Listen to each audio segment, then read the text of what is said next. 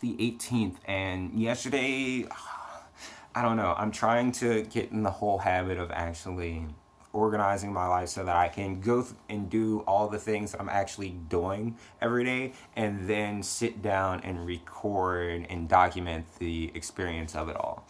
So yesterday was the day that I went to Shibuya, and I remember I was going on the train and I saw the skate park and I was like, I have to go there. So I actually went back yesterday, went to the skate park, and it's pretty cool how they have it set up. You pay like 200 yen to get in the skate park, and then you can skate for the rest of the afternoon until they close. Um, so I went to the skate park. They let me go in my rollerblades and everything, and it was the coolest shit ever. Like back home, and at least in DC, I always had the experience of like going to a skate park with my rollerblades. Like skateboarders were usually assholes. Like I maybe had like maybe one or two experiences where I went there and like somebody was cool enough, like, hey, that's cool. I haven't seen anybody here with rollerblades before or anything like that. But most people are like, what the fuck are you doing here? Get out. But here it was the complete opposite. Like, just people were cool as shit. And ended up meeting and talking to these guys that were really cool.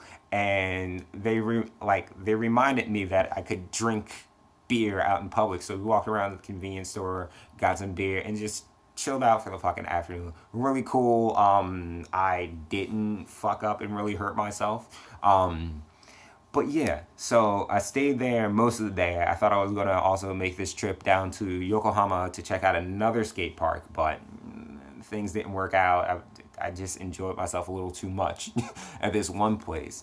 Um, Took some more pictures that I'll be putting online sometime soon. I'm actually trying to sit down, organize my life, and get things going here.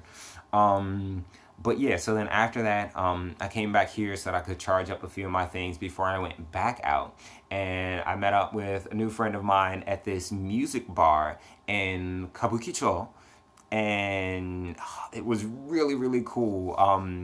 It was supposed to be like the jam session night, but we ended up just like listening to all types of different music and just sitting and talking about different stuff, and just awesome. It's a wonderful experience. The people are really cool, and it's just experiences like this don't really happen back home. So I'm really enjoying the fact that I am here taking a real break from the insanity of everyday living back at home in DC. Um, but yeah, we drank, we talked, we had fun listening to music, and I ended up catching one of the last few trains that got me back here, like a direct line on the, or a direct train on a Yamanote line, because apparently at a certain time, like they close and you have to do all this switching around if the entire system isn't closed for the night. Um, and yeah, came back, and I realized that I didn't eat. Like I just didn't eat. I was so caught up in doing all this other stuff that I didn't eat most of the afternoon. So it's like, holy shit, where am I gonna find something decent to eat like at like midnight, 1 o'clock in the morning?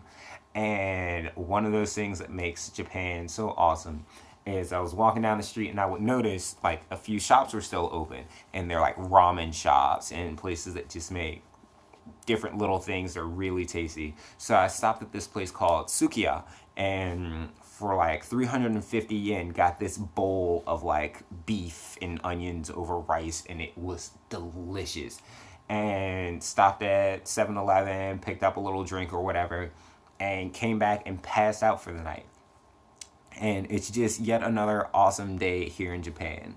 Some of the biggest takeaways from the day, though, were really just getting to know like what like skate park culture is like here in Japan. People are really open, really friendly, really supportive. Like there were little kids as well as like older people, people even older than me, and I'm like, I turn 26 next week. Holy shit. And everybody got along. There wasn't that whole thing where you have to worry about like, oh well, are those older people a little sketchy? It's not. It's completely cool.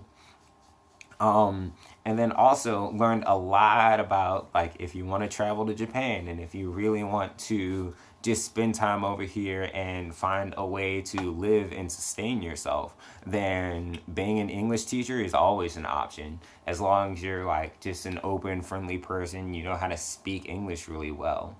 And then just have a little bit of background, like some schooling or something to show that you're actually doing something with your life.